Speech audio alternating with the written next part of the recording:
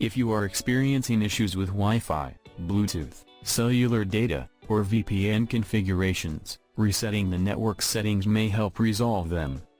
To begin, open Settings on your handset. Then go to General. Swipe up to go down. At the bottom you will see Transfer or Reset iPhone. Tap on it. From the menu that appears, select Reset. A menu will appear from the bottom. Tap Reset Network Settings. From the confirmation menu, tap Reset Network Settings. Your iPhone will now restart, and all network settings, including Wi-Fi, Bluetooth, and cellular configurations will be restored to their default state. Keep in mind that your personal data, including photos, contacts, and apps, will remain completely unaffected, and no apps or files will be deleted.